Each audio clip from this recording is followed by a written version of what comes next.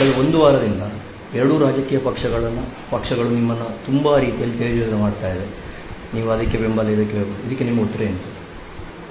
ನಾವು ಎರಡೂ ರಾಜಕೀಯ ಪಕ್ಷಗಳಿಗೆ ಚುನಾವಣೆ ರಿಸಲ್ಟ್ ಬಂದ ಮೇಲೆ ಪೆಟ್ಟು ಕೊಡಬೇಕು ಅಂತ ಮಾಡಿದ್ವಿ, ಯಾರು ಸೌಜನ್ಯ ಪ್ರಕರಣವನ್ನ ಕಡೆಗಣಿಸಿದ್ದಾರೆ ಅಂತೇಳಿ.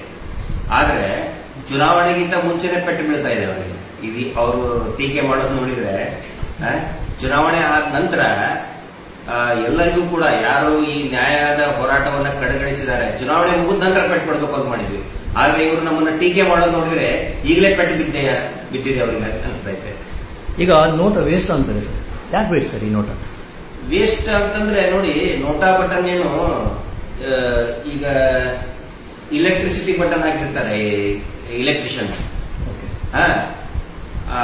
ಒಂದು ದಿನಕ್ಕೆ 800,000 ರೂಪಾಯಿ ಒಂದು ವೇಜಸ್ ತಗೊಂಡು ಕೂಲಿ ತಗೊಂಡು ಕೆಲಸ ಮಾಡೋನೇ ಅದು ವೇಸ್ಟ್ ಆಗಲಾರ್ದಂಗೆ ಅಳವಡಿಸಿರ್ತಾನೆ. ವೇಸ್ಟ್ ಬಟನ್ ಹಾಕಿರ್ತಾರೆ ಯಾರಾದ್ರೂ? ಇಲ್ಲ. ಈ NOTA button electronic voting machine ನಲ್ಲಿನೇ ಇದೆ. ಅದನ್ನ ಹಾಕಿದವ್ರು ಯಾರು? ಸುಪ್ರೀಂ ಕೋರ್ಟ್ ಹೇಳಿದೆ. ಯಾರಕ್ಕೆ? ಇಲೆಕ್ಷನ್ ಕಮಿಷನ್ ಹೇಳಿದೆ. ಹಾಗಿದ್ರೆ ಅದು ವೇಸ್ಟ್ ಬಟನ್ ನೋಟದ್ದು? ವೇಸ್ಟ್ ಬಟನ್ ಇದ್ರೆ ಸುಪ್ರೀಂ ಕೋರ್ಟ್ ಯಾಕೆ ಹೇಳ್ತಾ ಇತ್ತು? ವೇಸ್ಟ್ ಬಟನ್ ಇದ್ದಿದ್ರೆ ಈ ದೇಶದ ಚುನಾವಣೆ ಆಯೋಗ ಯಾಕೆ ಅದನ್ನ ಅಳವಡಿಸ್ತಾ ಇತ್ತು? ಪಾರ್ಲಿಮೆಂಟ್ ಒಪ್ಪಿಗೆ ಕೊಟ್ಟಿದೆ ಸರ್ ಅದಕ್ಕೆ. ವೇಸ್ಟ್ ಬಟನ್ಗೆ ಒಪ್ಪಿಗೆ ಕೊಡ್ತಾರ ಪಾರ್ಲಿಮೆಂಟ್?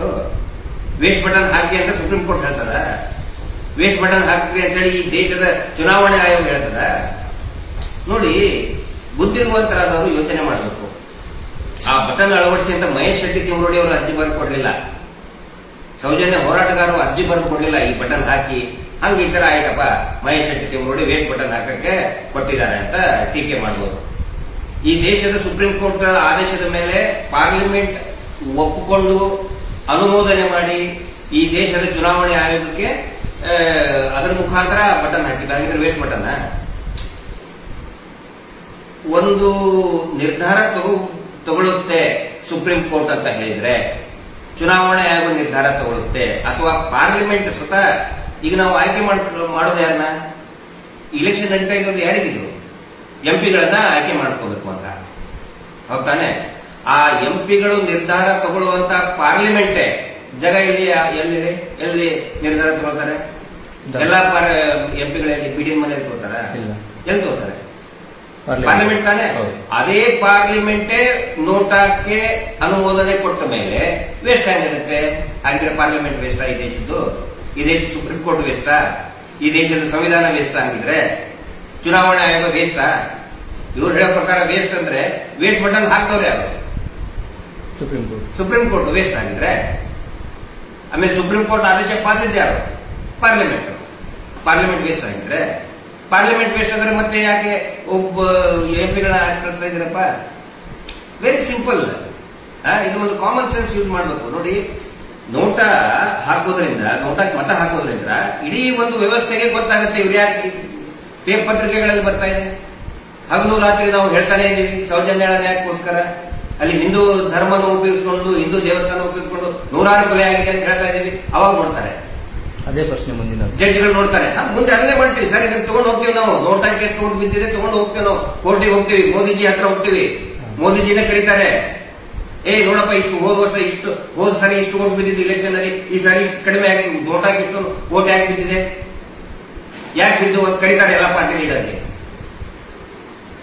ಒಂದು ಚಮತ್ಕಾರ ಆಗುತ್ತೆ ನೋಡಿ, ನೀವು ಒಂದು ಚಮತ್ಕಾರ ಆಗುತ್ತೆ, ಒಂದು ಮಿರಾಕಲ್ ಕ್ರಿಯೇಟ್ ಆಗುತ್ತೆ. ಆ ಮಿರಾಕಲ್ ಕ್ರಿಯೇಟ್ ಮಾಡೋದಕ್ಕೋಸ್ಕರ ಈ ಒಂದು ಪ್ರಯತ್ನವನ್ನ ಮಾಡ್ತಾ ಇದ್ದೀವಿ ನಾವು, ಜನರ ಹತ್ರ ಹೋಗ್ತಾ ಇದೀವಿ ಸರ್. ನೆಕ್ಸ್ಟ್, ನೋಟದ ಹಿಂದೆ ನಿಮ್ಮ ಸ್ಪಷ್ಟ ಉದ್ದೇಶ ಬಿಜೆಪಿಯನ್ನ ಸೋಲಿಸಬೇಕು, ಮತ ವಿಭಜನೆ ಮಾಡಬೇಕು. ಮತ ವಿಭಜನೆ ಮಾಡೋದಂತಂದ್ರೆ ಈಗ ಬಿಜೆಪಿ ಅಭ್ಯರ್ಥಿ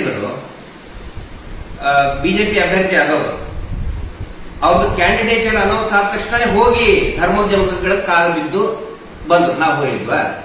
ವಿಭಜನೆ ಆಗ್ತಾ ಇರೋದು ಆ ಕಾರಣದಿಂದ ನಾವ್ ಹೇಳಿದ್ವಾ? ಮಹೇಶ್ ಅಂತ ಹೇಳಿದ್ರ?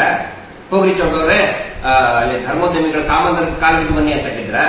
ನೀವು ಈ ರೀತಿ ಮಾಡೋದ್ರಿಂದ ದಕ್ಷಿಣ ಕನ್ನಡದಲ್ಲಿ ಹಿಂದುತ್ವವನ್ನು ಹೊಡಿತಾ ಇದೆ. ನೋಡಿ, ಹಿಂದುತ್ವ ಹೊಡಿತಾ ಇರೋರು ಯಾರು? ಈಗ ಮತ್ತೆ ಹೇಳಿಕೆ ಕೊಟ್ರಪ್ಪ, ಏನಂತ?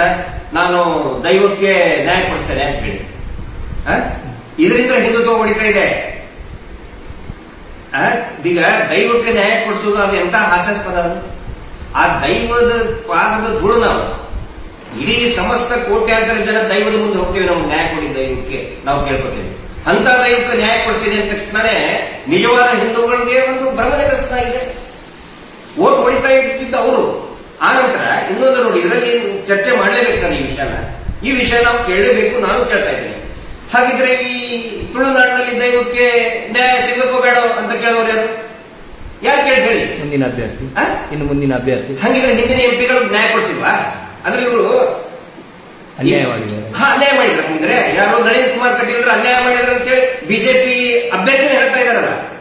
ಹಿಂದಿದ್ದವ್ರು ಯಾರು ಎಂಪಿ? ತುಳುನಾಡಿನಲ್ಲಿ ಅತಿ ಹೆಚ್ಚು ಶಾಸಕರಿದ್ದವ್ರು ಯಾವ ಪಕ್ಷದವರು? ಕಮ್ಯುನಿಸ್ಟಾ, ಕಾಂಗ್ರೆಸ್, SDPI ರೂಲ್ ಮಾಡೋರು ಯಾರು? ರೂಲ್ ಮಾಡಿದ್ದು ಕಾಂಗ್ರೆಸ್ನವರೇ ತಾನೆ. ಎಂಪಿಗಳು ಎಷ್ಟು 1991ರಿಂದ ನಿರಂತರವಾಗಿ ಬಿಜೆಪಿ ಎಂಪಿಗಳಿದ್ದಾರೆ. ಧನಂಜಯ ಕುಮಾರ್ ಎಂಪಿ ಇದ್ರು. ಸದಾನಂದ ಗೌಡರು ಅನ್ಯಾಯ ಮಾಡಿದ್ರ? ಇವ್ರ ಹೇಳಿಕೆ ಪ್ರಕಾರ ಸದಾನಂದ ಗೌಡರು ಅನ್ಯಾಯ ಮಾಡಿದ್ರು ದೈವಕ್ಕೆ. ಇವ್ರ ಪ್ರಕಾರ ನಳಿನ್ ಕುಮಾರ್ ಕಟೀಲ್ ಅನ್ಯಾಯ ಮಾಡಿದ್ರು. ಇವ್ರ ಪ್ರಕಾರ ಇವರೊಬ್ಬರೇ ಈಗ ನ್ಯಾಯ ಕೊಡ್ತಾ ಮುಂದೆ ಹೋಗ್ತಾ ಇದ್ದಾರೆ. ಇದ್ರ ಸಲುವಾಗಿ ಡಿವೈಡ್ ಆಗ್ತಾ ಇದೆ. ಅರ್ಥ ಮಾಡ್ಕೊಳ್ಳಿ ನೀವು. ಅಂದ್ರೆ ಸ್ವತಃ ಬಿಜೆಪಿ ಎಂಪಿ ಅಭ್ಯರ್ಥಿನೇ ಬಿಜೆಪಿನ ಟೀಕೆ ಮಾಡ್ತಾ ಇದ್ದಾರೆ. ನಾವು ಮಾಡ್ತಾ ಇದೀವಾ? ದೈವಕ್ಕೆ ನ್ಯಾಯ ಕೊಡ್ಬೇಕಂತ ನಾವ್ ಹೇಳಿಲ್ವಾ? ಮಹೇಶ್ ಶೆಟ್ಟರ್ ಹೇಳಿದ್ರ, ತಮ್ಮಣ್ಣ ಶೆಟ್ಟರ್ ಹೇಳಿದ್ರ ದೈವಕ್ಕೆ ನ್ಯಾಯ ಕೊಡ್ತೀನಿ ಅಂತ? ಹಿಂಗಾಗಿ ನೈಜ ಹಿಂದೂಗಳದ್ದು ನೈಜವಾದ ಹಿಂದೂಗಳಿಗೆ ಒಂದು ಭ್ರಮನಿರಸನಾಗಿದೆ. ಇದೆಂತ ಅಭ್ಯರ್ಥಿನಪ್ಪ ಇದು? ಹೋಗಿ ಕಾಲು ಬಿಡೋ ಅಂತ ಹೇಳಿದವ್ರು ಯಾರು ಸರ್? ನಾವ್ ಹೇಳಿದ್ವಾ? ಇವ್ರಿಗೆ ಗೊತ್ತಿಲ್ವಾ? ಇಡೀ ಪೂರ್ತಿ ಕರಾವಳಿಯಲ್ಲಿ ಇಡೀ ದೇಶದಲ್ಲಿ ಅವ್ರ ವಿರುದ್ಧ ಜನ ದಂಗೆ ಹೇಳ್ತಾ ಇದ್ದಾರೆ. ಅಂತವ್ರ ಮನೆಗೆ ಹೋಗಿ ಕಾಲು ಬಿಡ್ತಾರೆ. ಹೀಗಾಗಿ ಓಟ್ ಡಿವೈಡ್ ಆಗ್ತಾ ಇದೆ. ಒಂದು ವೇಳೆ ಇವರು ಅಲ್ಲಿ ಹೋಗೋ ಬದಲು ಸೌಜನ್ಯ ಮನೆಗೆ ಹೋಗಿ ಸೌಜನ್ಯ ತಂದೆ ತಾಯಿ ಫ್ಯಾಮಿಲಿ ಭೇಟಿಯಾಗಿ ಮಾತಾಡಿ, ನಾನು ನಿಮ್ಮ ಜೊತೆಗೆ ಇರ್ತೇನೆ. ಹಿಂದೆ ನಿಮ್ಗೆ ಟೀಕೆ ಮಾಡ್ತಾ ಇರೋದು ಯಾರು? ನಳಿನ್ ಕುಮಾರ್ ಕಟೀಲ್ ತಾನೆ. ನೀವು ಅವ್ರ ಮುಂದೆ ಡಿಮಾಂಡ್ ಇಟ್ಟಿದ್ರಲ್ಲ, ಮೋದಿ ಅವ್ರು ಭೇಟಿ ಮಾಡ್ತೀನಿ ಅಂತ. ಆಯ್ತು, ಅವ್ರು ಮಾಡ್ತಿಲ್ಲ, ನಾನು ಭೇಟಿ ಮಾಡ್ತೇನೆ, ನಾನು ನ್ಯಾಯ ತೆಗೆದುಕೊಡ್ತೇನೆ ನಿಮಗೆ, ನಿಮ್ಮ ಜೊತೆಗೆ ನಾನು ಇಟ್ಕೋತೇನೆ ಅಂತ ಒಂದು ಮಾತು ಹೇಳ್ಬಿಟ್ಟಿದ್ರೆ, ಅವ್ರು ಹೇಳಿದ ಮೇಲೆ ನಾವು ನೋಟ ಅಂದಿದ್ರೆ ಆಯ್ತಪ್ಪ ನೀವು ಓಟ್ ಡಿವೈಡ್ ಮಾಡಿ ಅಂತ ನಮಗೆ ಟೀಕೆ ಮಾಡಿ. ನೋಟದ ಬಗ್ಗೆ ಇಷ್ಟೊಂದು ಮಾತಾಡ್ಲಿಕ್ಕೆ ನಿಮಗೆ ನೋಟು ಬರ್ತಾ ಇದೆ. ಕಾಂಗ್ರೆಸ್ಸಿಗರು ನಿಮಗೆ ನೋಟ್ ಕೊಡ್ತಾ ಇದ್ದಾರೆ, ಅದಕ್ಕೋಸ್ಕರ ಇಷ್ಟೊಂದು ಮಾತಾಡ್ತಾ ಇದ್ದಾರೆ. ಕರೆಕ್ಟ್. ನೋಟು ಒಂದು 100 ಕೋಟಿ ಕೊಟ್ಟಿದ್ದಾರೆ. ಮಹೇಶ್ ಶೆಟ್ಟರು ಮನೆಯನ್ನು ಕಟ್ತಾ ಇದ್ದಾರೆ. ಅಲ್ಲ, ಮನೆ ತುಂಬಾ ನೋಟೇ ಬಿದ್ದುಬಿಟ್ಟಿದೆ ಸ್ವಲ್ಪ. ಆಮೇಲೆ ಕ್ಯಾಮ್ರಾ ತಗೊಂಡೋಗಿ ನನ್ನ ಮನೆಗೆ ಹೋಗ್ಬೇಕಾದ್ರೆ ಕ್ಯಾಮ್ರಾ ಕಳಿಸಿ ಒಂದು 100 ಕೋಟಿ ಕೊಟ್ಟಿದ್ದಾರೆ ಈಗ ಕಾಂಗ್ರೆಸ್ನವರು. ಮತ್ತೆ ಬಿಜೆಪಿ ಅವರು ಒಂದು 100 ಕೋಟಿ ಕೊಡ್ತಾ ಇದ್ದಾರೆ. ವಿಜೇಂದ್ರ ಮನೆ ಮುಂದೆ ಲಾರಿ ನಿಂದಿರಿಸಿ ಲೋಡ್ ಆಗ್ತಾ ಇದೆ.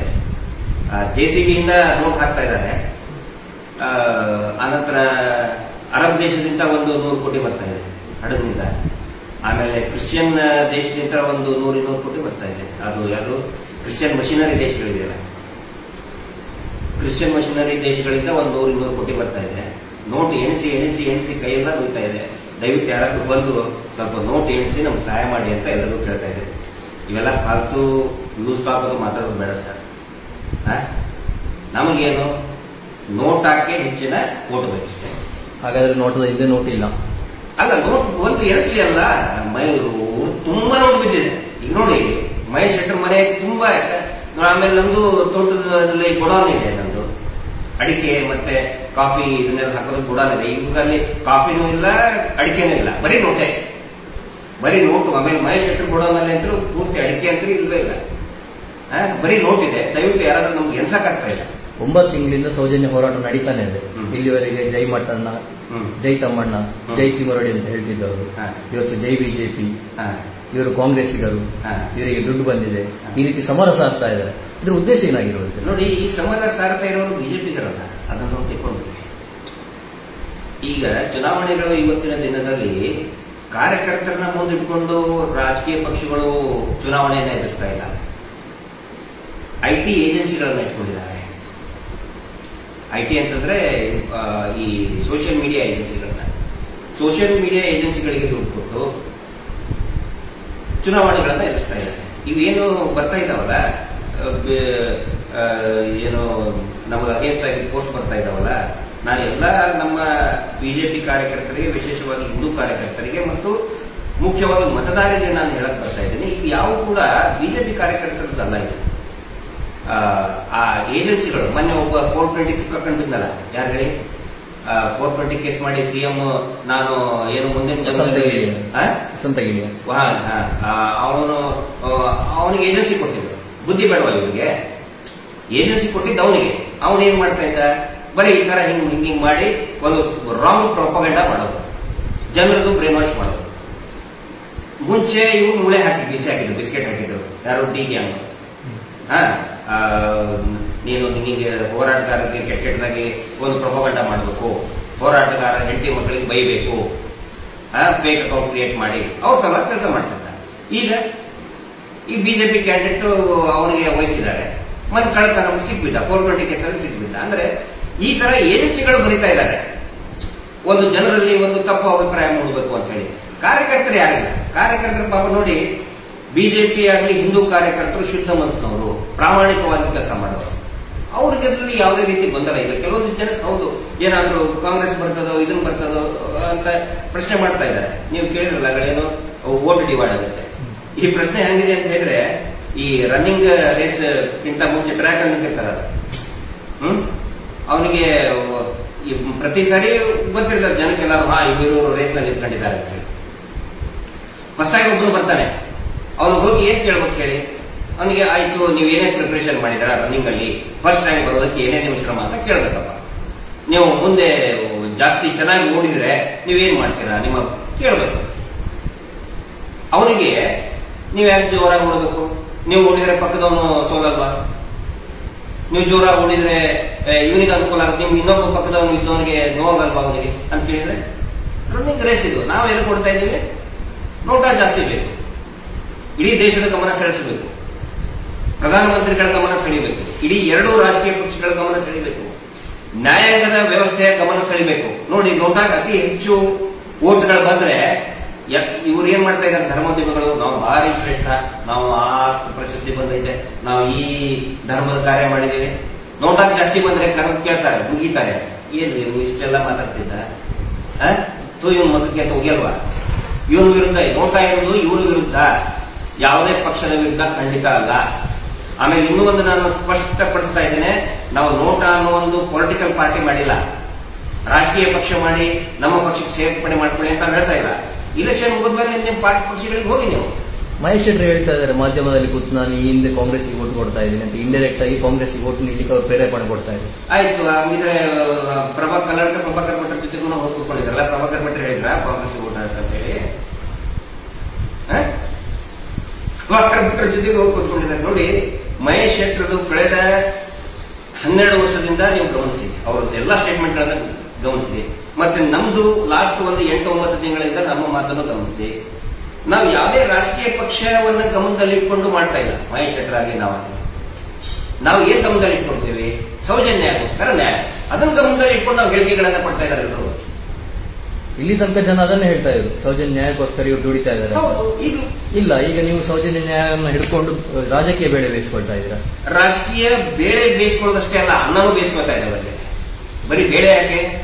ಅನ್ನ, ದಾಲು ಎಲ್ಲಾನು ಬೇಯಿಸ್ಕೊತಾ ಇದ್ದೀವಿ. ಯಾಕಂತ ಹೇಳಿದ್ರೆ ನಮಗೆ ಸೌಜನ್ಯಗಳ ನ್ಯಾಯಕ್ಕೋಸ್ಕರ ನಾವು ಏನಾದ್ರೂ ಮಾಡ್ತಾ ಇದ್ದೀವಿ. ಚುನಾವಣೆಯನ್ನು ಕೂಡ ಉಪಯೋಗಿಸ್ಕೊಳ್ತಾ ಇದ್ದೀವಿ. ಬೇಳೆ ಬೇಯಿಸ್ಕೊಳ್ಳೋದಲ್ಲ, ಅನ್ನನೂ ಬೇಯಿಸ್ಕೊತಾ ಇದ್ದೀವಿ ನ್ಯಾಯಕ್ಕೋಸ್ಕರ, ಸೌಜನ್ಯಗಳ ನ್ಯಾಯಕ್ಕೋಸ್ಕರ. ತಪ್ಪ?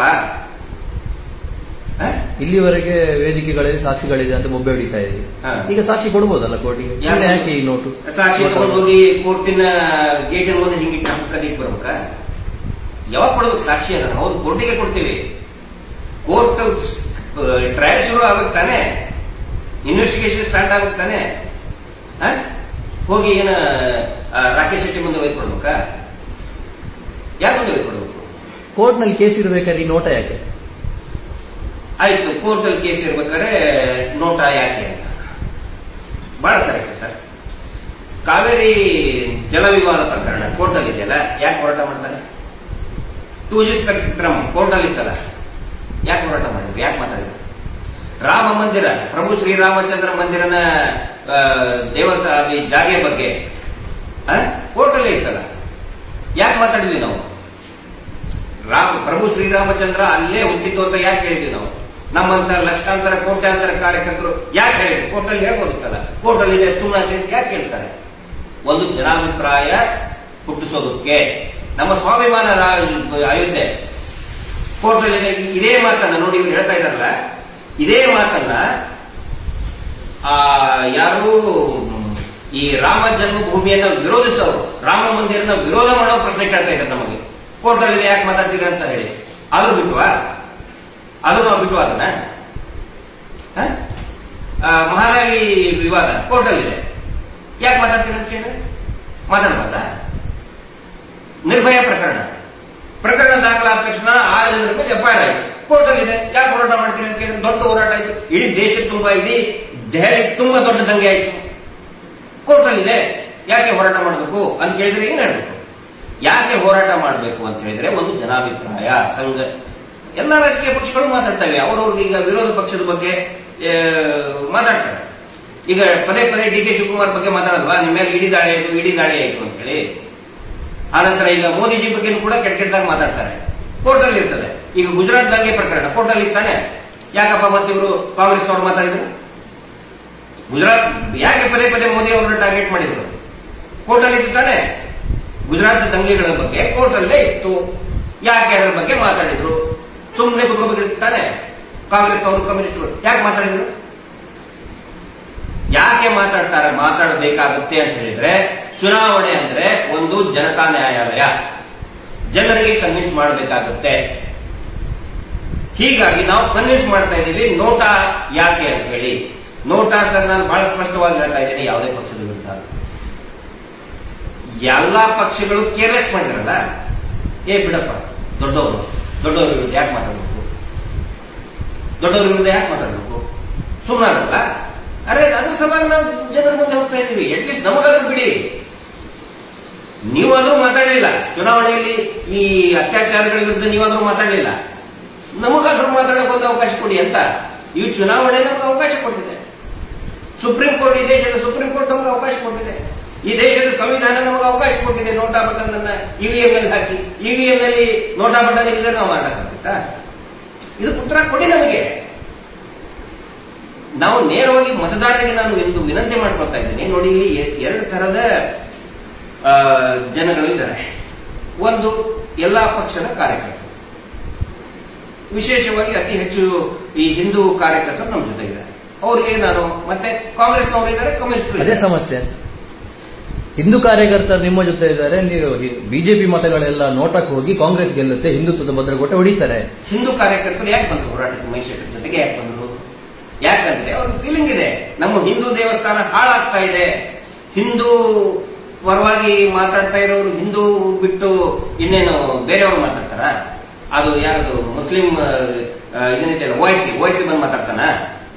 ನಾಳೆ ಕಾಂಗ್ರೆಸ್ ಗೆದ್ರೆ ಅದೇ ಸಮಸ್ಯೆ ಆಗ್ತದೆ. ದಕ್ಷಿಣ ಕನ್ನಡದಲ್ಲಿ ಎಲ್ಲಿ ಸಮಸ್ಯೆ ಆಗುತ್ತೆ? ಮುಸ್ಲಿಮರಿಗೆ ಇದು ಸಿಗ್ತದೆ, ಹೆಚ್ಚಿನ ಆದ್ಯತೆಗಳು ಸಿಗ್ತದೆ. ನೋಡಿ ಸರ್, ನಮಗೆ ಯಾರಿಗೆ ಅನುಕೂಲ ಆಗುತ್ತೆ ಬಿಡುತ್ತೆ ನಮ್ಗೆ ಗೊತ್ತಿಲ್ಲ. ನಾವು ಅದ್ರ ಬಗ್ಗೆ ತಲೆ ಕೆಡಿಸ್ಕೊಂಡಿಲ್ಲ. ನಮಗೆ ಸೌಜನ್ಯಗಳಿಗೆ ನ್ಯಾಯ ಸಿಗಬೇಕು, ನಾವು ಹಿಂದೂ ದೇವಸ್ಥಾನವನ್ನು ಉಳಿಸ್ಕೋಬೇಕು. ದಕ್ಷಿಣ ಕನ್ನಡದಲ್ಲಿ ಹಿಂದೂಗಳಿಗೆ ತೊಂದರೆ, ಮಠನವರು ಬರ್ತಾರೆ, ತಿಮ್ಮರೋಡಿ ಬರ್ತಾರೆ. ಹಿಂದೂಗಳಿಗೆ ತೊಂದರೆ ಆದ್ರೆ ತಿಮ್ಮರೋಡಿಯವರು ಬರ್ತಾರೆ, ಮಟ್ಟಣ್ಣವರು ಬರ್ತಾರೆ. ಇವ್ರು ಯಾರು ಬರಲ್ಲ. ಇವರೆಲ್ಲ ಬಿಜಿ ಇರ್ತಾರೆ ಸಿಕ್ಕಾಪಟ್ಟೆ. ದೈವಗಳಿಗೆ ನ್ಯಾಯ ಕೊಡಿಸ್ಬೇಕಲ್ಲ, ಅದ್ರಲ್ಲಿ ಬಿಜಿ ಇರ್ತಾರೆ ಸಿಕ್ಕಾಪಟ್ಟೆ. ಇವರು ಬರೋದು ಮಟ್ಟಣ್ಣವರೇ ಬರ್ತಾರೆ, ತಮ್ಮಣ್ಣ ಶೆಟ್ಟರೆ ಬರ್ತಾರೆ, ಮಹೇಶ್ ಶೆಟ್ಟರೆ ಬರ್ತಾರೆ. ಹಿಂದೆ ಬಂದವರು ಅವರೇ. ಹಿಂದೆ ಯಾರಿದ್ರು? ಸತ್ಯಜೀತ್ ಸೂರತ್ಕಲ್ ಇದ್ರು, ಮಹೇಶ್ ಶೆಟ್ಟರ್ ಇದ್ರು. ಇವ್ರು ಯಾರಾದ್ರೂ ಈಗ ಅಭ್ಯರ್ಥಿ ಆದವ್ರು ಇದ್ರ? ಯಾಕೆ ಅವ್ರಿಗೆ ಹಿಂದೂ ವಿರೋಧಿಗಳಾದ್ರು? ಅದೇ ನೋಡಿ, ಅದಕ್ಕೆ ಅನ್ನೋದು ಸ್ವಾರ್ಥ. ಹಿಂದುತ್ವವನ್ನ ಸ್ವಾರ್ಥಕ್ಕೋಸ್ಕರ ನೀವು ಬಳಸ್ಕೋಬೇಡಿ, ಮಾರ್ಕೆಟಿಂಗ್ ಮಾಡಬೇಡಿ. ಇವತ್ತು ಬೆಳೆಸಬೇಕಾಗಿತ್ತು ನೀವು ಮಹೇಶ್ ಶೆಟ್ಟರ್ಗೆ. ಹೌದು, ನಿಮ್ಗೆ ಅಷ್ಟೇ ಸ್ವಾಭಿಮಾನ ಇತ್ತು ಅಂತ ಹೇಳಿದ್ರೆ ಮಹೇಶ್ ಶೆಟ್ಟರ್ನ ಬೆಳೆಸಬೇಕಾಗಿತ್ತು, ಸತ್ಯಜೀತ್ ಸೂರತ್ಕಲ್ ಅವ್ರನ್ನ ಬೆಳೆಸಬೇಕಾಗಿತ್ತು, ಸಿ.ಟಿ. ರವಿ ಅಂತವ್ರಿಗೆ ಟಿಕೆಟ್ ಕೊಡಬೇಕಾಗಿತ್ತು, ಪ್ರತಾಪ್ ಸಿಂಹ ಅಂತವ್ರಿಗೆ ಟಿಕೆಟ್ ಕೊಡಬೇಕು. ಅವರಿಬ್ಬರು ಟಿಕೆಟ್ ತಪ್ಪಿಸಿದ್ರೆ ಎಲ್ಲಿದೆ ಹಿಂದುತ್ವ? ಮೋದಿಜಿ ಅವರಿಗೆ ಇದು ಕೊನೆ ಅವಕಾಶ ಪ್ರಧಾನಿ ಆಗಲಿಕ್ಕೆ, ಅದನ್ನು ನೀವು ತಪ್ಪಿಸ್ತಾ ಇದ್ದೀರಿ ದಕ್ಷಿಣ ಕನ್ನಡ ಜಿಲ್ಲೆ. ನೋಡಿ, ಮೋದಿಜಿ ಅವ್ರಿಗೆ ಬರೀ ಒಂದೇ ಸೀಟ್ ಅಲ್ಲ, ಇನ್ನೊಂದು ನಾನು ಹೇಳ್ತಾ ಇದ್ದೀನಿ ಈ ಪ್ರಶ್ನೆ ಕೇಳೋರಿಗೆ.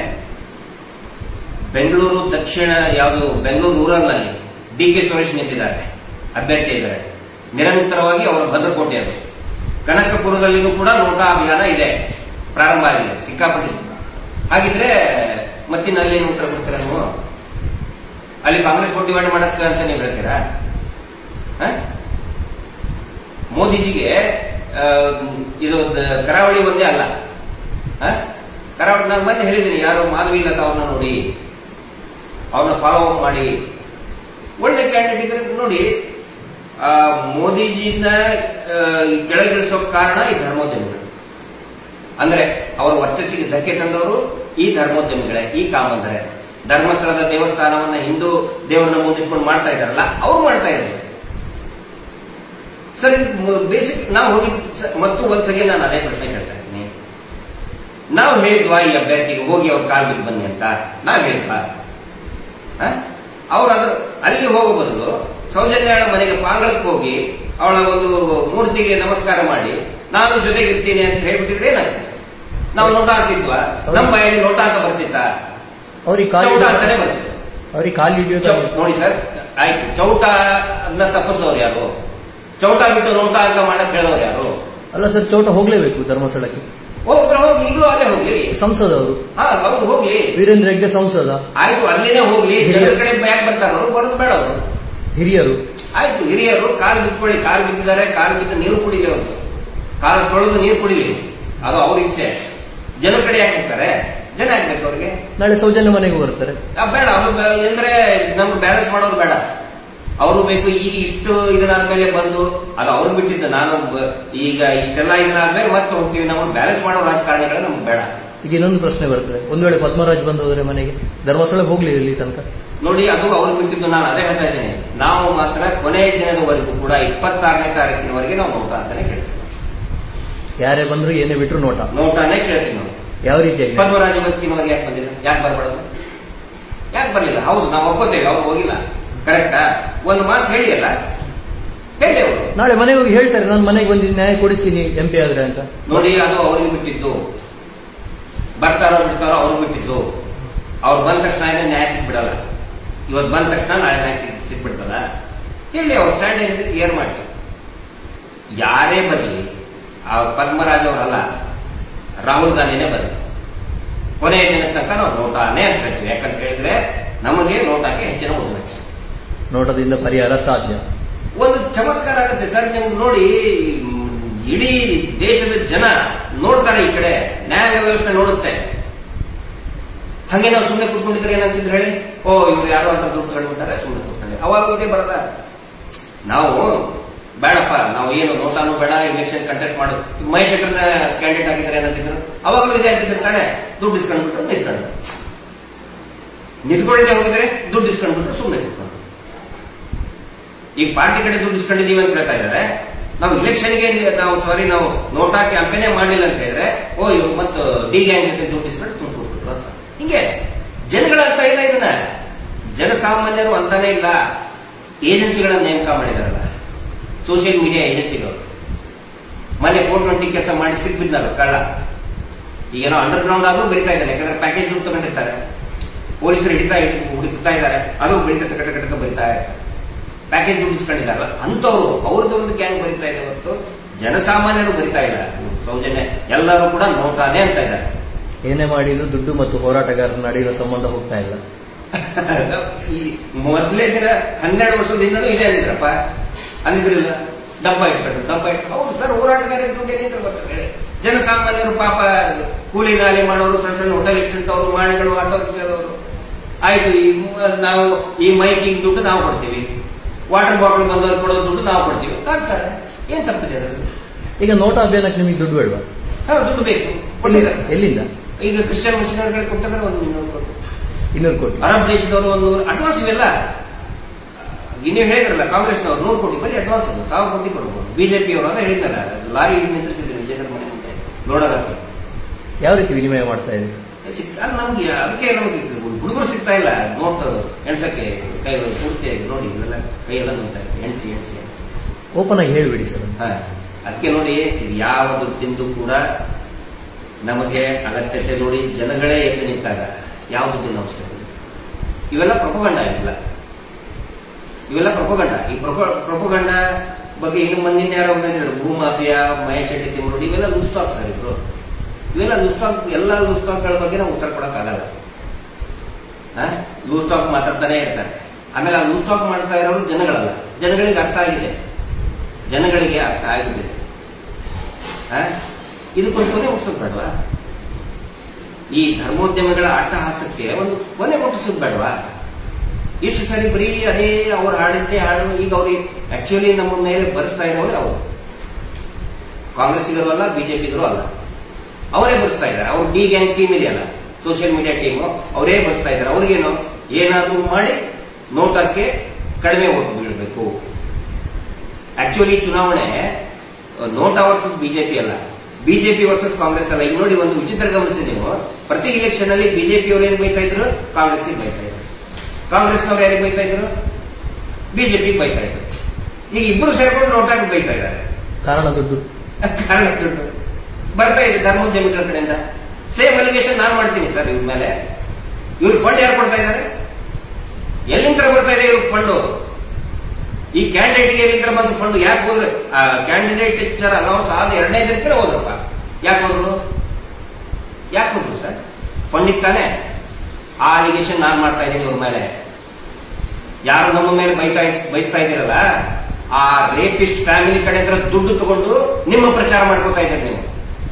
ನಿಮ್ಮ ಪ್ರಚಾರಕ್ಕೋಸ್ಕರ ಅವ್ರ ಕಡೆ ಫಂಡ್ ತಗೊಂಡಿದ್ರಿ. ನನಗೆ ಖಚಿತ ಮಾಹಿತಿ ಇದೆ. 100 ಕೋಟಿ ಖರ್ಚು ಮಾಡ್ತಾ ಇದ್ದಾರೆ ಇವರು. ಧರ್ಮಸ್ಥಳದ ಧರ್ಮೋದ್ಯಮಿಗಳು ನೋಟಾಕ್ಕೆ ಕಡಿಮೆ ಓಟ್ ಬರಬೇಕು ಅಂತ ಹೇಳಿ 100 ಕೋಟಿ ರೂಪಾಯಿನ ಖರ್ಚು ಮಾಡ್ತಾ ಇದ್ದಾರೆ. ನೋಟು ಅವರಿಸ್ಕೊಳ್ತಾ ಇದ್ದಾರೆ. ನಾವು ನೋಟಾ ಸಲುವಾಗಿ ಹೋರಾಟ ಮಾಡ್ತಾ ಇದ್ದೀವಿ, ನ್ಯಾಯಕ್ಕೋಸ್ಕರ ಹೋರಾಟ ಮಾಡ್ತಾ ಇದ್ದೀವಿ. ನಾವು ನ್ಯಾಯಕ್ಕೋಸ್ಕರ ಹೋರಾಟ, ದುಡ್ಡು ಅವ್ರು ತಗೊಂಡಿರ್ತಾ ಇದ್ದಾರೆ. ಇವರು ಮುಸ್ಲಿಂ ಲೀಡರ್ಗಳಿಗೂ ಕೂಡ ದುಡ್ಡು ಕೊಟ್ಟರು, ಹಿಂದೂ ಲೀಡರ್ಗಳಿಗೂ ಕೂಡ ದುಡ್ಡು ಕೊಟ್ಟರು. ನೀವೇ ಮಾಡ್ಕೊಂಡು ಹೊಡೆದಾಡ್ಕೊಳ್ಳಿ. ನಿಮ್ಮ ಕಾರ್ಯಕರ್ತರು ಹಿಂದೂಗಳು, ಮುಸ್ಲಿಂ ಹೊಡೆದಾಡಲಿ, ಮುಸ್ಲಿಮರು ಇವರು ಹೊಡೆದಾಡಲಿ. ಮೊನ್ನೆ ಅವರು ಜೈನ್ ಸಿಕ್ಬಿದ್ನಲ್ಲ, ವಿಜಯ್ ಜೈನ್, ಯಾರು ಅತ್ಯಂತ ಏನಂತಾರೆ ಸರ್, ಅತ್ಯುತ್ತಮ ಶಿಕ್ಷಕ ಪ್ರಶಸ್ತಿ ವಿಜೇತನ. 10 ಹೆಣ್ಮಕ್ಕಳಿಗೆ ಬೆತ್ತಲೆ ಫೋಟೋ ಕಳಿಸ್ತಾ ಇದ್ದ ಅವನು. ಅವನ ಮೇಲೆ ಏನಾದ್ರು ಮಾತಾಡಿದ? ಯಾಕೆ ಮಾತಾಡ್ಬಾರ್ದು? ಹಿಂದೂ ಹೆಣ್ಮಕ್ಳು, ಮುಸ್ಲಿಂ ಹೆಣ್ಮಕ್ಳು ಎಲ್ಲರಿಗೂ ಕೂಡ ಪಾಪ ಅವನು ಲೈಂಗಿಕವಾಗಿ ಕೆಟ್ಟ ಮೆಸೇಜ್ ಕಳಿಸ್ತಾ ಇದ್ದ, ಕಂಡಲ್ಲಿ ಮುಗ್ತಾ ಇದ್ದ. ಯಾಕೆ ಮಾತಾಡ್ತಾ ಇದ್ದ? ಧರ್ಮಂತರ ಇದೇನಾ? ಧರ್ಮ ಹೊಡಿತಾ ಇರೋರು ಇವರು. ಅಂತವ್ರನ್ನ ಬಗ್ಗು ಬಿಡಬೇಕು, ಧರ್ಮ ಉಳಿಸ್ಬೇಕಂತ ಹೊರಡ್ತಾ ಇರೋರು ನಾವು. ಮಹೇಶ್ ತಿಮ್ಮರೋಡ ನೇತೃತ್ವದಲ್ಲಿ ನಾವು ಆ ಕೆಲಸ ಮಾಡ್ತಾ ಇದ್ದೀವಿ. ಅದು ನಿಜವಾದ ಧರ್ಮ. ಒಂದು ನನಗೆ ದಯವಿಟ್ಟು ಹೇಳ್ಬಿಡಿ, ಎಲ್ಲರೂ ಕೂಡ ಹೇಳಿ, ನನ್ನ ಮಾತು ಕೇಳೋರು ನನ್ನ ಪ್ರಶ್ನೆಗೆ ಒಂದು ಉತ್ತರ ಕೊಡಿಯಪ್ಪ. ನೀವು ಪ್ರಶ್ನೆ ಕೇಳ್ತಾ ಇದ್ದೀರಲ್ಲ, ದೇಶ ಅಂದ್ರೆ ಏನು? ಮ್ಯಾಪ, ಗೂಗಲ್ ಮ್ಯಾಪ ದೇಶ ಅಂದ್ರೆ? ಭಾರತ ಮಾತೆ ಅಂದ್ರೆ ಏನು? ಫೋಟೋನ? ಭಾರತ ಮಾತೆ ಅಂದ್ರೆ ಏನು? ಫೋಟೋನ? ದೇಶ ಅಂದ್ರೆ ಏನು? ಮ್ಯಾಪ? ಧರ್ಮ ಅಂದ್ರೆ ಏನು? ಏನು ಧರ್ಮ ಅಂದ್ರೆ? ಬರೀ ಸ್ಲೋಗನ್ನ? ಧರ್ಮ ರಕ್ಷತೆ ರಕ್ಷಿತ ಅಂತ ಬರೀ ಸ್ಲೋಗನ್ನ? ಹಿಂದೂ ಧರ್ಮದ ಯಾವುದೇ ದೇವರನ್ನ ತಗೊಳ್ಳಿ, ಈಶ್ವರ, ಶಿವ, ವಿಷ್ಣು, ಎಲ್ಲಾ ದೇವಿಗಳು, ಕಾಳಿ, ದುರ್ಗೆ, ರಕ್ತೇಶ್ವರಿ, ಚೌಡೇಶ್ವರಿ, ಚಾಮುಂಡೇಶ್ವರಿ, ಎಲ್ಲರೂ ಕೂಡ ರಾಕ್ಷಸರನ್ನ ಸಂಹಾರ ಮಾಡಿದವ್ರೆ. ರಾಕ್ಷಸರಂದ್ರೆ ಯಾರು?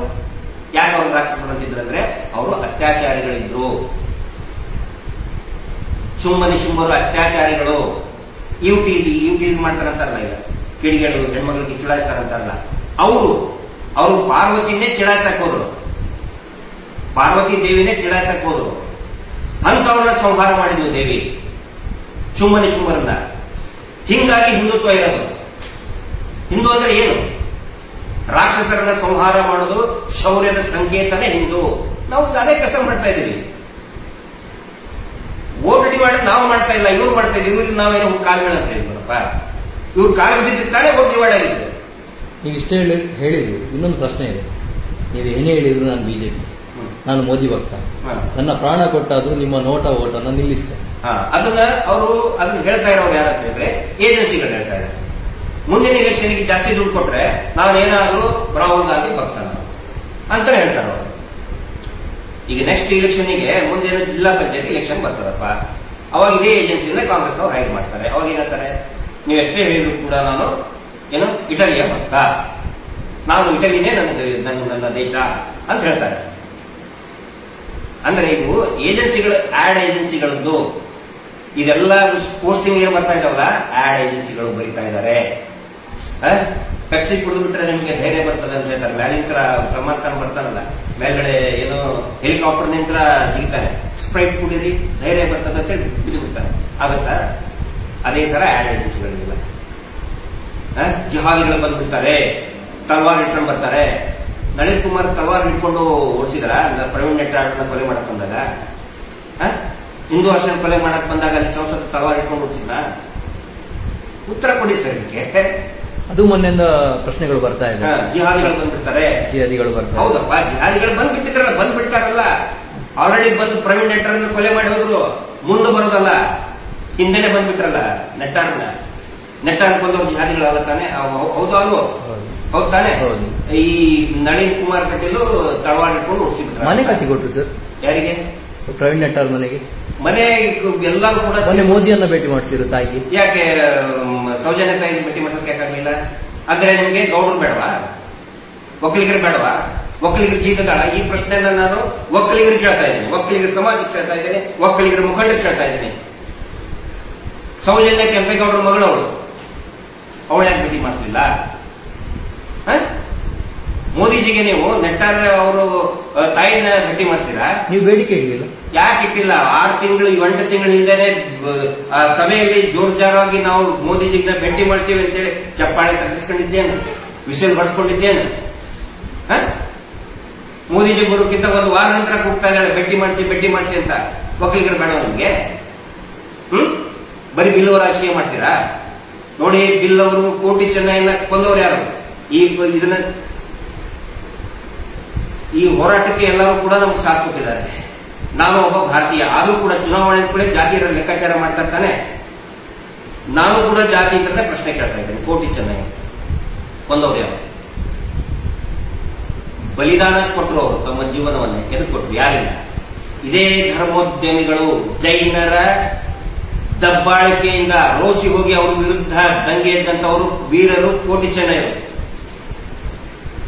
ಅವರ ಆತ್ಮಾಹುತಿ ಆಯ್ತು, ಬಲಿದಾನ ಆಯ್ತು. ಹಂಗೆ ಭಗತ್ ಸಿಂಗ್ ಬಲಿದಾನ ಕೊಟ್ಟ, ಅದೇ ರೀತಿ ಕೋಟಿ ಚೆನ್ನೈಯರನ್ನ ಬಲಿ ತೆಗೆದುಕೊಂಡಂತವರು ಇದೇ ಜೈನ ಧರ್ಮೋದ್ಯಮಿಗಳ ವಂಶದವರು, ಬಲ್ಲಾಳರು. ಈಗ ಕೋಟಿ ಚೆನ್ನೈಯರ ಬಗ್ಗೆ ಮಾತಾಡ್ತೀರಾ ನೀವು? ಯಾಕೆ? ನೆಟ್ಟಾರ್ ತಾಯಿ ಕಂಡ್ರ? ನಾನು ಹೋಗಿದ್ದೀನಿ ಸರ್, ನನ್ನ ತಾಯಿನ ಕರ್ಕೊಂಡು ಇದನ್ನ ಬೇಕಾದ್ರೆ ಕೇಳಿ ನೀವು. ನನ್ನ ತಾಯಿ, ನನ್ನ ಹೆಂಡತಿ, ನನ್ನ ಮಕ್ಕಳು ಎಲ್ಲರೂ ಸೇರಿ ಪ್ರವೀಣ್ ನೆಟ್ಟಾರ್ ಮನೆಗೆ ಹೋಗಿ ನನ್ನ ತಾಯಿನ ಕೂಡ ಕಣ್ಣಿಗೆ ತೋರಿಸ್ಕೊಂಡಿದ್ದಾರೆ. ಪ್ರವೀಣ್ ನೆಟ್ಟಾರು ಹತ್ಯೆ ಆದ ತಕ್ಷಣನೇ ಹೋಗಿದ್ದೀವಿ ನಾವು. ಯಾಕಂತ ಹೇಳಿದ್ರೆ ವಾಸ್ತವ ನಮ್ಮ ತಾಯಿಗೂ ಕೂಡ ಗೊತ್ತಾಗಲಿ, ನಮ್ಮ ಪರಿವಾರದ ನನ್ನ ಮಕ್ಕಳಿಗೂ ಕೂಡ ಗೊತ್ತಾಗಲಿ ಒಬ್ಬ ಹೋರಾಟಗಾರನ ಜೀವನ ಹೆಂಗೆ ಅಂತ್ಯ ಆಗುತ್ತೆ.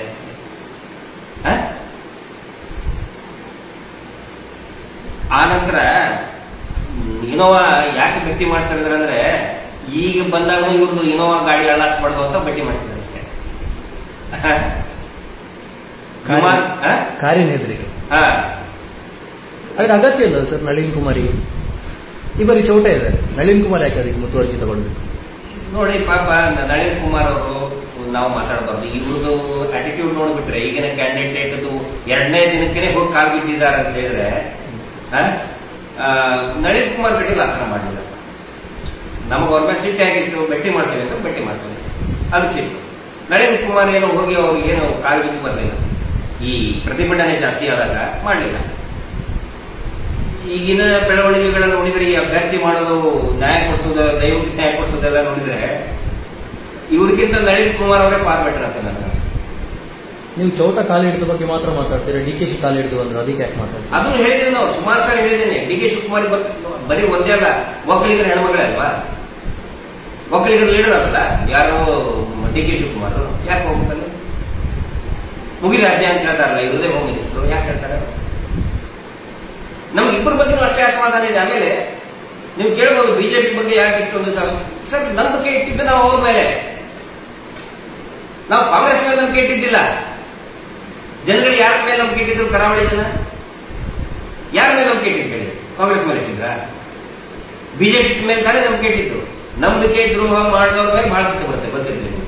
ಇಷ್ಟು ನಂಬಿಕೆ ಇದ್ಮೇಲೆ ಈ ಬಾರಿ ಒಂದ್ಸಲ ಓಟ್ ಕೊಡಬಹುದಿತ್ತಲ್ಲ ಮೋದಿಜಿಗೆ. ಮೋದಿಜಿ ನೋಡಿ ಸರ್, ಮೋದಿಜಿ ಬಗ್ಗೆ ನಮ್ಗೆ ಅಸಮಾಧಾನ ಇಲ್ಲವೇ ಇಲ್ಲ. ಮೋದಿಜಿನ ಕನ್ವಿನ್ಸ್ ಮಾಡಬೇಕಾಗಿತ್ತು ಯಾರು?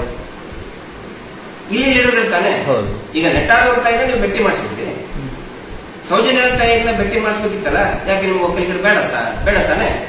ಜೀತದಾಳಲ್ವಾ ಒಕ್ಕಲಿಗರು? ಒಕ್ಕಲಿಗರಿಂದ ಅರ್ಥ ಮಾಡ್ಕೋಬಹುದು.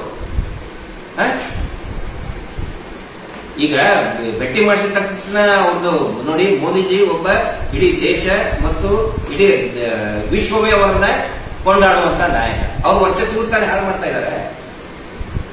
ನೆಟ್ಟಾರ್ ಅವ್ರ ತಾಯಿ ಜೊತೆಗೆ ಸೌಜನ್ಯ ತಾಯಿನೂ ಕರ್ಕೊಂಡು ಹೋಗ್ಬೇಕಲ್ಲ. ನೀವೇನ್ ನೆಟ್ಟಾರ್ ಅವ್ರ ತಾಯಿಗೆ ನಾವು ಭೇಟಿ ಮಾಡ್ತೀವಿ ಅಂತ ಚಪ್ಪಾಳೆ ತಗೊಂಡಿಲ್ಲ ಸಭೆಯಲ್ಲಿ ಹೇಳಿ, ಧರ್ಮ ರಕ್ಷಣಾ ಸಭೆಯಲ್ಲಿ ಆದ್ರೂ ಭೇಟಿ ಮಾಡಿಸಿದ್ರು. ಒಳ್ಳೆ ವಿಷಯ, ಒಳ್ಳೆ ವಿಚಾರ. ಹೌದು, ಅವ್ರಿಗೊಂದು ಮಾನಸಿಕವಾಗಿ ಧೈರ್ಯ ಬರ್ತದೆ, ಸೌಜನ್ಯ ತಾಯಿ ಧೈರ್ಯ ಬರ್ತದಲ್ವಾ. ಅಂದ್ರೆ ಈಗ ಅಪೋಸಿಟ್ ಯಾಕೆ ಭೇಟಿ ಮಾಡಿಸಿದ್ರೆ ಹೇಳಿ ನೆಟ್ಟಾರ್ ಅವ್ರ ತಾಯಿಗೆ? ಜನಗಳಿಗೆ ಸರ್ ಹೇಳೋ ಅವಶ್ಯಕತೆ ಇಲ್ಲ, ಜನಗಳು ಬಹಳ ಬುದ್ಧಿವಂತರು. ಈಗ ಅಪೋಸಿಟ್ ಕ್ಯಾಂಡಿಡೇಟ್ ಪದ್ಮರಾಜ್ ಇದನ್ನು ಏನು ಬಿಲ್ ಅವರು ನೆಟ್ಟಾರ್ ಕೂಡ ಬಿಲ್ ಅವರು, ಹಿಂಗಾಗಿ ರಾಜಕೀಯ ಮಾಡ್ತಾ ಇದ್ದಾರೆ. ಬಿಲ್ ಅವರಿಗೆ ಪೂರ್ತಿಯಾಗಿ ಎಲ್ಲಿ ಕಾಂಗ್ರೆಸ್ಗೆ ಹೋಗ್ತಾರೆ ಅಂತ ತಿಳ್ಕೊಂಡು ಆ ಒಂದು ಪಾಲಿಟಿಕ್ಸ್ ಮಾಡ್ತಾ ಇದ್ದಾರೆ ಅಷ್ಟೇ. ಆ ಒಂದು ಪಾಲಿಟಿಕ್ಸ್ ಮಾಡ್ತಾ ಇದ್ದಾರೆ. ತಲೆನೇ ಹೋದ್ರು ನೋಟ. ಸರ್ ನೋಡಿ, ಹೈಯೆಸ್ಟ್ ಜನ ನೋಟಕ್ಕೆ ಹಾಕ್ತಾರೆ. ನಾವು ಬರೀ ಕರಾವಳಿ ಇಷ್ಟೇ ಅಲ್ಲ, ಇಡೀ ರಾಜ್ಯಾದ್ಯಂತ ಈ ಕಡೆ ಹಾಕ್ತೀವಿ. ಇನ್ನೊಂದು ಓಟಿ ವಾಡಿ ಮಾತಾಡ್ತಾರಲ್ಲ, ಮತ ವಿಭಜನೆ ಮಾಡಿ, ಮತ ವಿಭಜನೆ ಅದನ್ನು ನಿಮ್ಮವರೇ ಹೇಳ್ತಾ ಇದ್ದಾರೆ. ಮತ ವಿಭಜನೆ ಮಾಡಿ ಈ ಬಾರಿ ನೋಟಕ್ಕೆ ಓಟು ಕೊಡ್ತಾರೆ. ಅಷ್ಟೇ ಅಲ್ಲ, ಕಾಂಗ್ರೆಸ್ನವರು ನಮ್ಗೆ ಇತ್ತೀಚೆಗೆ ಒಂದು 3-4 ದಿನದಿಂದ ಪೋಸ್ಟ್ ಬರ್ತಾ ಇದೆ ಅಂತ ಹೇಳ್ತಾ ಇದ್ದಾರೆ. ನೀವು ಕಾಂಗ್ರೆಸ್ನವರು ಬೈತಾ ಇದ್ದಾರೆ ನಮಗೆ. ಜೆಡಿಯು ಅಭ್ಯರ್ಥಿ ನಿಂತಲ್ಲ, ಜೆಡಿಯು ಅಭ್ಯರ್ಥಿ ಯಾರು? ಯಾವ ಜೆಡಿಯು ಅಭ್ಯರ್ಥಿ ಪೂಜಾರಿ ಅವರು ಬಿಲ್ ಅವತ್ತಾನೆ ಓಟಿ ಬೇಡಲ್ವಾ? ಅವ್ರ ಬಗ್ಗೆ ಯಾಕೆ ಮಾತಾಡ್ತಾ ಇಲ್ಲ? ಈ ಪ್ರಶ್ನೆ ಕೇಳ್ಬೇಕಲ್ಲ. ಜೆಡಿಯು ಅಭ್ಯರ್ಥಿ ತಮ್ಮದು ಹಾಕಿದ್ರು ಯಾರು? ಇವರು ಮತ ಡಿವೈಡ್ ಆಗಬೇಕು ಅಂತ, ಯಾರು ಪದ್ಮರಾಜ್ ಅವರು ಕಾಂಗ್ರೆಸ್ ಓಟ್ ಡಿವೈಡ್ ಆಗಬೇಕು ಅಂತ, ಅದ್ರ ಬಗ್ಗೆ ಯಾರು ಮಾತಾಡ್ತಾ ಇಲ್ಲ. ಎಲ್ಲರೂ ನೋಟ ನೋಟ ನೋಟ ಈಗಲೇ ಇಟ್ಟು ಬೀಳ್ತಾ ಇದ್ದಾರೆ. ನಮಗೆ ಇಲ್ಲಿ ಕಾಂಗ್ರೆಸ್ ಬಿಜೆಪಿ ಮುಖ್ಯ ಅಲ್ಲ, ನೋಟಾಕ್ಕೆ ಅತಿ ಹೆಚ್ಚು ಮತ ಬೀಳಬೇಕು, ಅದು ನಮಗೆ ಮುಖ್ಯ. ಇಲ್ಲೊಬ್ರು ಪ್ರಶ್ನೆ ಕೇಳ್ತಿದ್ದಾರೆ, ಕಲ್ಲಡ್ಕ ಭಟ್ರು ಮತ್ತೆ BL ಸಂತೋಷ್ ರಾವ್ ಸೌಜನ್ಯ ವಿಷಯದಲ್ಲಿ ಮೌನ ಮುರಿಯಲಿ. ವಿಚಿತ್ರ ಪ್ರಶ್ನೆ ಆಗಿದೆ. ಖಂಡಿತ ವಿಚಿತ್ರ ಅಲ್ಲ ಸರ್, ಸಚಿತ್ರ ಪ್ರಶ್ನೆ. ಆಮೇಲೆ ಕಲ್ಲಡ್ಕ ಪ್ರಭಾಕರ್ ಭಟ್ರು ಹೇಳ್ತಾರಲ್ಲ, ಆಲ್ರೆಡಿ ಖಂಡಿತ ಹೇಳ್ತಾರೆ. ನಾನು ಅವ್ರಿಗೆ ಧನ್ಯವಾದಗಳನ್ನ ಹೇಳ್ತೇನೆ. ಪ್ರಭಾಕರ್ ಭಟ್ರಿಗೆ ನಾನು ಧನ್ಯವಾದಗಳನ್ನ ಹೇಳ್ತೇನೆ. ನಿಜವಾಗ್ಲೂ ಕೂಡ ಏನೋ ಈ ಧರ್ಮೋದ್ಯಮಿಗಳ ವಿರುದ್ಧ, ಕಾಮಂದರ ವಿರುದ್ಧ ಗಟ್ಟಿಯಾಗಿ ನಿಂತವರು ಕಲ್ಲಡ ಪ್ರಭಾಕರ್ ಭಟ್ರು ಕೂಡ 100%. ಒಂದ್ ವೇಳೆ ನಿಮಗೆ ನಿಜವಾಗ್ಲೂ ಹಿಂದುತ್ವ ಇತ್ತಂದ್ರೆ ಪ್ರಭಾಕರ್ ಭಟ್ರನ್ನ ಕ್ಯಾಂಡಿಡೇಟ್ ಮಾಡ್ಬೇಕಿತ್ತಪ್ಪ. ಅವಾಗ ಮಟ್ಟಣ್ಣವ್ರು ಏನಾದ್ರೂ ನೋಟ ಆಗಿದ್ರೆ ನಮಗೆ ಹೇಳ್ಬೇಕಿತ್ತು. ನೀವು ಪ್ರಭಾಕರ್ ಭಟ್ರನ್ನ ಮಾಡ್ಬೇಕಿತ್ತು ಕ್ಯಾಂಡಿಡೇಟ್ನ, ಯಾಕೆ ಮಾಡಲಿಲ್ಲ? ಅವ್ರೇನು ಹೋಗಿ ಕಾಲ್ ಬೀಳ್ತಾ ಇರಲಿಲ್ಲ. ಅವರು ನಮ್ಗೆ ಯಾಕೆ ಸಿಕ್ತು ನೋಡಿ ಸರ್, ನಮಗೆ ಯಾರು ಏನ್ ಬೇಕಾದ್ರೂ ಅಲ್ಲಿ ನಾವು ಎಲ್ಲರನ್ನೂ ಸಮಾಧಾನ ಮಾಡಲ್ಲ. ಪ್ರಭಾಕರ್ ಭಟ್ರು ನಿಮಗೆ ಮಹೇಶ್ ಶೆಟ್ಟರನ್ನು ನಿಲ್ಲಿಸಬಹುದಿತ್ತಲ್ಲ, ಅವ್ರು ತಾನು ಬೀಳ್ತಿರ್ಲಿಲ್ಲ ಕಾಮನ್. ಮಹೇಶ್ ಶೆಟ್ಟರಿಗೆ ಒಂದ್ ವೇಳೆ ತಮ್ಮದೇ ವರ್ಚಸ್ಸು ಏನಾದ್ರು ಬೆಳೆಸ್ಕೋಬೇಕಿತ್ತು ಅಂತ ಹೇಳಿದ್ರೆ ನಿಂತಿರ್ತಾ ಇದ್ರು. ಅವರು ನಮ್ಗೆ ಬಹಳ ಚರ್ಚೆ ಆಯ್ತು. ನಾನೇ ಹೇಳಿದೆ ಸರ್ ನೀವೇ ನಿಂತ್ಬಿಡಿ ಅಂತ. ಖಂಡಿತ ಅದಕ್ಕೆ ಅಣ್ಣಪ್ಪ ಸ್ವಾಮಿ ಒಪ್ಪಲ್ಲ, ಮಂಜುನಾಥ ಸ್ವಾಮಿ ಒಪ್ಪಲ್ಲ. ನಮ್ಗೆ ನ್ಯಾಯ ಬೇಕು ಇಷ್ಟೇ. ಮಹೇಶ್ ಶೆಟ್ಟರ್ ಕಂಟೆಸ್ಟ್ ಮಾಡಿದ್ರೆ ಇಡೀ ದೇಶ ನೋಡ್ತಾ ಇರಲಿಲ್ಲ. ನೋಟ ಅಂತ ಇವತ್ತು ಪ್ರತಿಯೊಂದು ಮಾಧ್ಯಮದವರು ನೋಡ್ತಾ ಇದ್ದಾರೆ. ರಾಷ್ಟ್ರೀಯ ಮಟ್ಟದಲ್ಲಿ ಕೂಡ ಚರ್ಚೆ ಆಗ್ತಾ ಇದೆ. ನೋಟಾ ವೇಸ್ಟ್ ಅಂತ ಹೇಳ್ತಾರಲ್ಲ. ಜುಂಜುನ್ ಮತಕ್ಷೇತ್ರದಲ್ಲಿ ಮೊನ್ನೆ 10ನೇ ತಾರೀಕಿಗೆ ರಾಜಸ್ಥಾನ್ ಜುಂಜುನ್ ಮತಕ್ಷೇತ್ರದಲ್ಲಿ ನೋಟಾ ರ್ಯಾಲಿ ಮಾಡಿದ್ದಾರೆ. ಅವ್ರಿಗೆ ತಲೆ ಕೆಟ್ಟಿದೆಯಾ? ಗ್ರಾಮಸ್ಥರು 100 ಜನ ಗ್ರಾಮಸ್ಥರು ಸೇರಿ ರ್ಯಾಲಿ ಮಾಡಿದ್ದಾರೆ. ತಲೆ ಕೆಟ್ಟಿದೆಯಾ ಅವರಿಗೆ? ಮಹೇಶ್ ಶೆಟ್ಟರ್ ಮನಸ್ಸು ಮಾಡಿದ್ರೆ 12 ವರ್ಷದಿಂದನೇ ಎಲೆಕ್ಷನ್ ನಿಂದಿರ್ತಾ ಇತ್ತು. ಅವಾಗಲೇ ನ್ಯಾಯ ಬೇಕು ಇಷ್ಟೇ. ನ್ಯಾಯ ಸಿಕ್ಕ ಮೇಲೆ ಇಂತೆ ನಿಂದಿರ್ತಾರೆ. ಬಂದಿಟ್ಕೊಳ್ಳಿ ಇದನ್ನ. ನ್ಯಾಯ ಸಿಕ್ಕ ಮೇಲೆ ಮಹೇಶ್ ಶೆಟ್ಟರು ನಿಂದಿರಲೇಬೇಕು. ಇದು ನಿಮ್ಮ ಅಭಿಪ್ರಾಯ, ಮಹೇಶ್ ಶೆಟ್ಟರ್ ಅಭಿಪ್ರಾಯ? ನಮ್ಮ ಅಭಿಪ್ರಾಯ. ಅವ್ರು ಇನ್ನೂ ಮತ್ತೆ ನಾನು ಗುರುಗಳನ್ನ ಕೇಳಬೇಕು ಅಂತೆಲ್ಲ ಹೇಳ್ತಾರೆ. ನಮಗೆ ಅದಲ್ಲ, ನೀವು ಜನಗಳನ್ನು ಕೇಳಿ. ಮಹೇಶ್ ಶೆಟ್ಟರ್ ಅಂತವರು ಈ ಸಮಾಜದಲ್ಲಿ, ಈ ರಾಜಕೀಯ ವ್ಯವಸ್ಥೆಯಲ್ಲಿ ಇರಬೇಕು. ಅದು ನನ್ನ ಸ್ಪಷ್ಟ ಅಭಿಪ್ರಾಯ. ಆದ್ರೆ ದುಡ್ಡು ಬೇಕಲ್ಲ ಸರ್? ಜನ ಕೊಡ್ತಾರೆ ಸರ್, ಜನ ಕೊಡ್ತಾರೆ. ಜನ ಇದ್ದಾರೆ. ದುಡ್ಡು ಯಾರ ಹತ್ರ ಇದೆ? ಯಾವ ವ್ಯಕ್ತಿ ಹತ್ರ ಜನ ಇರ್ತಾರೆ ಅವ್ರ ಹತ್ರ ಅವ್ರ ದುಡ್ಡು ಬರ್ತಾರೆ. ನೋಡೋಣ. ದುಡ್ಡಿನ ವ್ಯವಸ್ಥೆ ಖಂಡಿತ ಈಗಿನ ಚುನಾವಣೆಗೆ ದುಡ್ಡು ಬೇಕೇ ಬೇಕು. ದುಡ್ಡು ಇಲ್ಲದೆ ನಾವು ಕೂಡ ಅದ್ರ ಸಲುವಾಗಿನೇ ಇದು ಮಾಡಿದ್ವಿ. ಜನಗಳು ಎಲ್ಲರೂ ಕೂಡ ಅಂದ್ರೆ ಈ ವ್ಯವಸ್ಥೆ ಕೂಡ ಸ್ವಲ್ಪ ಬದಲಾವಣೆ ಆಗಬೇಕು. ಈಗ ನಿಮ್ಮ ನೋಟಾ ಅಭಿಯಾನ ಯಾವ ರೀತಿ ನಡೀತಾ ಇದೆ? ಈಗ ಮನೆ ಮನೆ ಅಭಿಯಾನ ಕೂಡ ಪ್ರಾರಂಭ ಆಯಿತು ನಿನ್ನೆಯಿಂದ. ಆನಂತರ ನೋಟಾ ಬಗ್ಗೆ ಒಂದು 21 ಪ್ರಶ್ನೆಗಳನ್ನ MCQ ಒಂದು ಪ್ರಶ್ನೆಗಳನ್ನ ಮುಂದಿಟ್ಟಿದ್ದೀವಿ. ಯಾಕಂದ್ರೆ ಇದು ಎಕ್ಸಾಮಿನೇಷನ್ ಟೈಮು, ಮಕ್ಕಳು ಎಕ್ಸಾಮ್ ಬರೆದು ಮಾರ್ಕ್ಸ್ ತಗೊಂಡ್ರು, ಪೇರೆಂಟ್ಸ್ ಬರಬೇಕಲ್ಲ ಎಕ್ಸಾಮ್. ಈಗ 22ನೇ ತಾರೀಕಿಗೆ ಯಾರ ಎಕ್ಸಾಮು? ಪೇರೆಂಟ್ಗಳು. ಎಕ್ಸಾಮಿನೇಷನ್ಗೆ ಪ್ರಿಪೇರ್ ಆಗೋದಕ್ಕೆ ಒಂದು 21 ಪ್ರಶ್ನೆಗಳನ್ನ ನಾವು ಮಾಡಿಕೊಟ್ಟಿದ್ದೇವೆ. ದಯವಿಟ್ಟು ಎಲ್ಲಾ ಮತದಾರರು ಕೂಡ ಆ ಪಾರ್ಟಿಯವರು ಏನ್ ಹೇಳ್ತಾರೆ, ಈ ಪಾರ್ಟಿಯವರು ಏನ್ ಹೇಳ್ತಾ ಇದ್ದಾರೆ ಅದನ್ನ ನಾವು ನೇರವಾಗಿ ಮತದಾರರಿಗೆ ನಾನು ವಿನಂತಿ ಮಾಡ್ಕೊಳ್ತಾ ಇದ್ದೇನೆ. ದಯವಿಟ್ಟು ಆ ಒಂದು 21 ಪ್ರಶ್ನೆಗಳಿಗೆ ನೀವು ಉತ್ತರ ಕೊಡಿ. ಅಂದ್ರೆ ಟಿಕ್ ಮಾಡಿ, ನಿಮಗೆ ಅರ್ಥ ಆಗುತ್ತೆ ಯಾಕೆ ವೋಟ್ ಹಾಕಬೇಕು ಅಂತ. 21 ಪ್ರಶ್ನೆಗಳು ಎಲ್ಲಿ ಸಿಗ್ತದೆ ಜನಗಳಿಗೆ? ಅದು ನಾವು ಸೋಷಿಯಲ್ ಮೀಡಿಯಾದಲ್ಲಿ ಕೂಡ ಇದು ಮಾಡ್ತಾ ಇದೀವಿ, ಮತ್ತೆ ಹ್ಯಾಂಡಲ್ಗಳನ್ನು ಕೂಡ ಹಂಚ್ತಾ ಇದೀವಿ. ಫೇಸ್ಬುಕ್ ಅಲ್ಲಿ ಮತ್ತೆ ಯೂಟ್ಯೂಬ್ ಮುಖಾಂತರ ನಾವು ಇದು ಮಾಡ್ತಾ ಇದೀವಿ. ದಯವಿಟ್ಟು ಅದನ್ನು ನೋಡಿ ಆ 21 ಪ್ರಶ್ನೆಗಳಿಗೆ ಉತ್ತರ ಮಾಡಿ ಕೊಡಿ. ಅವಾಗ ನಿಮ್ಗೆ ಗೊತ್ತಾಗುತ್ತೆ ನಾವು ಹೋರಾಟಗಾರರು ಕಾಂಗ್ರೆಸ್ ಏಜೆಂಟಾ, ಬಿಜೆಪಿ ಏಜೆಂಟಾ ಅಥವಾ ಸೌಜನ್ಯ ನ್ಯಾಯಕ್ಕೋಸ್ಕರ ಇರುವಂತ ಏಜೆಂಟ್ರ ಅಂತ. ನಾವು ಸೌಜನ್ಯ ನ್ಯಾಯಕ್ಕಾಗಿರುವಂತ ಏಜೆಂಟ್, ನ್ಯಾಯಕ್ಕೋಸ್ಕರ ನಾವು ಹೋರಾಟ ಮಾಡ್ತಾ ಇದ್ದೀವಿ. ಆ ಪ್ರಶ್ನೆಗಳಿಗೆ ಉತ್ತರ ಕೊಟ್ಟರೆ ನೋಟಾಕ್ ಯಾಕೆ ಹಾಕಬೇಕು, ನೋಟಾಕ್ ಹಾಕಿದ್ರೆ ಹಿಂದೂ ಧರ್ಮಕ್ಕೆ ಅನುಕೂಲ ಆಗುತ್ತಾ, ಇನ್ನು ಯಾವ ಧರ್ಮಕ್ಕೆ ಅನುಕೂಲ ಆಗುತ್ತೆ ಅನ್ನೋದು ಕೂಡ ಗೊತ್ತಾಗುತ್ತೆ. ಮಹೇಶ್ ಶೆಟ್ಟರ್ ಯಾಕೆ ಹೋರಾಟ ಮಾಡ್ತಾ ಇದ್ದಾರೆ ಅನ್ನೋದು ಕೂಡ ಗೊತ್ತಾಗುತ್ತೆ. ನೋಟಾ ಪ್ರಯೋಜನ ಏನು ಅದು ಕೂಡ ಗೊತ್ತಾಗುತ್ತೆ. ದಯವಿಟ್ಟು ಎಲ್ಲರೂ ಕೂಡ ಪ್ರತಿಯೊಬ್ಬ ಮತದಾರರಿಗೂ ಕೂಡ ಅದನ್ನು ಶೇರ್ ಮಾಡಿ. ಮತ್ತೆ ಏನೇ ಟೀಕೆ ಟಿಪ್ಪಣಿಗಳಿದ್ರು ಕೂಡ ನಾವು ಸ್ವಾಗತ ಮಾಡ್ತೇನೆ, ಖಂಡಿತ ನಾನು ಸ್ವಾಗತ ಮಾಡ್ತೇನೆ. ಆನಂತರ ಈ ವ್ಯವಸ್ಥೆಯಲ್ಲಿ ನಾವು ಎಲ್ಲರಿಗೂ ಸಮಾಧಾನ ಮಾಡೋಕ್ಕಾಗಲ್ಲ. ಎಲ್ಲರಿಗೂ ನಾನು ಏನೇ ಮಾಡಿದ್ರು ಕೂಡ ಈ ಕಾಮಂದರ ಪರವಾಗಿನೇ ಇರೋದು ನಮಗೆ ಏನ್ ಮಾಡ್ತಾಗುತ್ತೆ, ಹೋಗಿ ಹಾಳು ಬಿಡು ಅಂತ. ಈ ಬಯಸ್ತಾ ಇರೋರು ನಮಗೆ ಬೈತಾ ಇದಾರಲ್ಲ, ಟ್ರೋಲ್ ಮಾಡ್ತಾ ಇದಾರಲ್ಲ, ಬಿಜೆಪಿ ಅವರಲ್ಲ ಕಾಂಗ್ರೆಸ್ನವರಲ್ಲ, ಈ ಡಿ ಗ್ಯಾಂಗ್. ಆಕ್ಚುಲಿ ಈ ಇಲೆಕ್ಷನ್ ರೇಪಿಸ್ಟ್ ವರ್ಸಸ್ ನೋಟಾ ಇದೆ. NOTA versus rapist, NOTA versus leftist ಅಲ್ಲ, ನೋಟಾ ವರ್ಸಸ್ ರೇಪಿಸ್ಟ್. ಇದನ್ನ ಅರ್ಥ ಮಾಡ್ಕೊಂಡು ಕೊನೆಯದಾಗಿ ಜನಗಳಿಗೆ ಏನು ಹೇಳಲಿಕ್ಕೆ ಇಷ್ಟಪಡ್ತಾರೆ? ಇನ್ನೊಂದು ಕೊನೆಯದಾಗಿ ಪ್ರಶ್ನೆ ಕೇಳ್ತಾ ಇದ್ದಾರೆ. ಅಂದ್ರೆ ನೋಟಾ ಹಾಕಿದ್ರೆ ಸೋತ್ರೆ ಸೌಜನ್ಯ ಸೋತಂಗ ಅಂತ ಕೇಳ್ತಾ ಇದ್ದಾರೆ. ಸೌಜನ್ಯ ಸೋತಂಗಲ್ಲ, ವ್ಯವಸ್ಥೆ ಸೋತಂಗ, ಜನಗಳು ಸೋತಂಗ. ನೋಟ್ ಹಾಕಿದ್ರೆ ಜನಸಾಮಾನ್ಯರು ಗೆದ್ದಂಗೆ. ಯಾಕಂದ್ರೆ ಸೌಜನ್ಯ ಹೋರಾಟ ಜನಸಾಮಾನ್ಯರ ಹೋರಾಟ. ಪ್ರಭಾವಿಗಳು, ಲೀಡರ್ಗಳೆಲ್ಲರೂ ಆ ಧರ್ಮೋದ್ಯಮಿ ರೇಪಿಸ್ಟ್ ಕುಟುಂಬ ಜೊತೆಗಿದ್ದಾರೆ. ಜನಸಾಮಾನ್ಯರ ಮತದಾರರ ಎಲ್ಲರೂ ಹೋರಾಟದ ಪರವಾಗಿದ್ದಾರೆ. ನೋಟಾ ಕಡಿಮೆ ಓಟು ಬಂದರೆ ಸೌಜನ್ಯಕ್ಕೆ ಏನು ಸೋತಂಗಲ್ಲ, ಜನಸಾಮಾನ್ಯರ ಸೋಲು. ಜನಸಾಮಾನ್ಯರು ರೇಪಿಸ್ಟ್ ಪ್ರಭಾವಿಗಳ ಎದುರುಗಡೆ ಮಂಡಿ ಹೋಗ್ತಾರ? ಖಂಡಿತ ಇಲ್ಲ, ಖಂಡಿತ ಎದುರು ಉತ್ತರ ಕೊಟ್ಟೆ ಕೊಡ್ತಾರೆ. ಇದೇ ನನ್ನ ಮಾತು. ಅದರ ಭಯ ಇದೆ ನಿಮಗೆ ಏನಂತ?